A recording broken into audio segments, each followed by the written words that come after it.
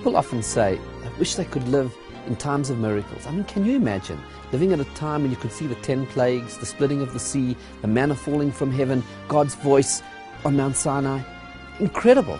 And yet, Rav Yaakov Emden, one of our great sages who lived in Germany about 250 years ago, says that we today live in a time of greater miracles than all of those described in the Torah. And what miracle is he talking about? The miracle of the existence of the Jewish people. We shouldn't be here. How's that a bigger miracle than all of that which is described in the Torah? How can it be? Rav Yaakov Emden directs us to that ancient and famous passage in the Pesach Haggadah, Vehi Sheamda. Vehi Sheamda lavotenu, Vehi Sheamda lavotenu velanu, shelo echad bilvad amad alenu lechatenu, uamad olenu lechalosenu.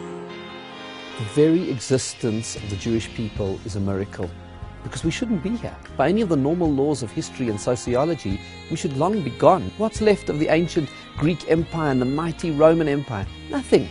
And yet we are here today.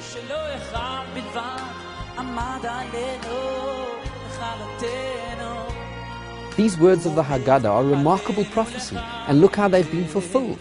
There was a relentless, savage pursuit by enemy after enemy to eradicate the Jewish people, whether it was the Babylonian, Greek empires, Persian, Roman, or the savagery of Europe, the Spanish Inquisition, the Khmelnytsky massacres, the pogroms, and of course culminating in the horrors of the Holocaust. And after all that, here we are. And that's why Rav Yaakov Emden said that to see the Jewish people alive and well and thriving is to witness a greater miracle than even the splitting of the sea.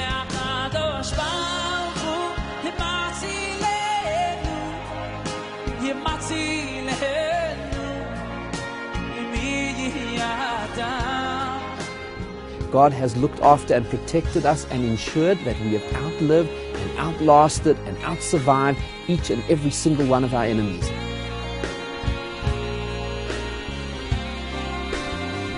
And in our own lifetimes, we have witnessed some of the most remarkable miracles of all of Jewish history. After the devastation of the Holocaust, when a rational observer could have said, that's a death blow for the Jewish people. They've finished. What sort of future can there be?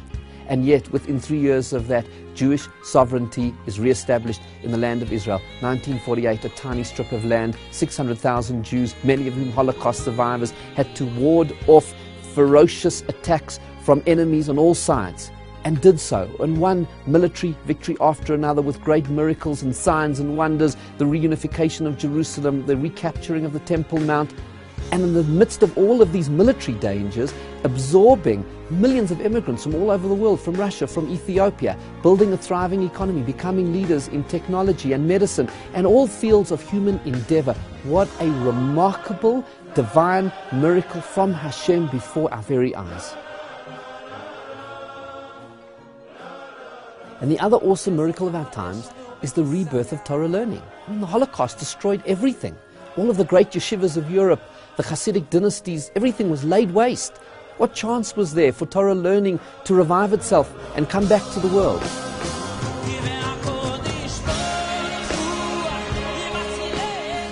And yet we see the most remarkable rebuilding of Torah right across the world. The famous names of Mir and Ponevezh are alive and well and thriving and bursting at the seams. The great Hasidic dynasties have been rebuilt, and in fact today there are more people learning Torah full-time than at any other time in Jewish history. It wasn't just the Torah was replaced, it was increased. To see that is quite an awesome sight. And this miraculous rebirth of Torah learning has led to a rejuvenation of Jewish life, of Torah life, in all parts of the world, from Jerusalem to London, New York, Johannesburg, Sydney, Toronto, all over the world. Jewish Torah life is thriving once again with Torah learning at its heart.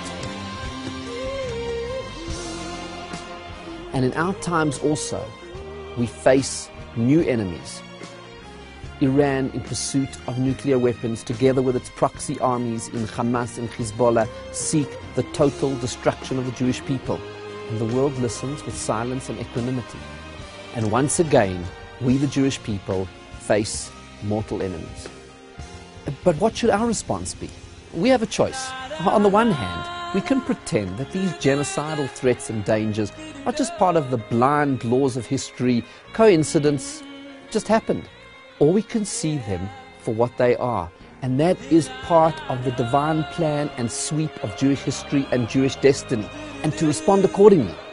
Obviously, we have to prepare practically and strategically to fend off the dangers, but we also need a spiritual response. And what is that response? Vehi Sheamda. And it stood. What is it stood?